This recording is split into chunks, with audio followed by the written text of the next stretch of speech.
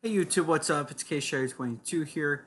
Today, pretty much what I'm going to show you guys is how you can uninstall OneDrive from your computer. I will have this link right here in the description, and so go ahead and navigate to that and download that file. I'll go ahead and do that with you guys. It's just a 1.75 kilobyte file. It's small. So once it's downloaded, go ahead and open up the folder which it downloaded to. You're going to see that it's a .zip file. Go ahead and open it and you'll see a folder. Drag that folder to your desktop and then open up that folder. You'll see uninstall OneDrive.bat file and a README. You can read the README on your own.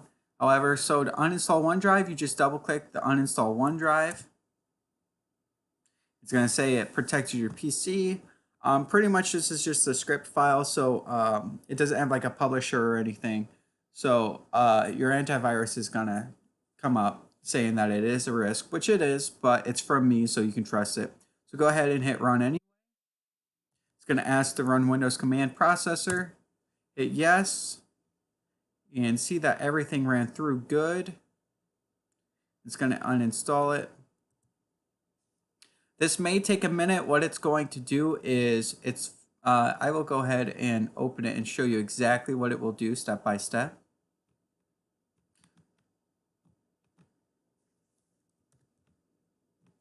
So what this is going to do is it's going to kill the OneDrive process. Then after that, it's going to look to see if you have a 32-bit computer or a 64-bit computer, and it's going to uninstall OneDrive from that.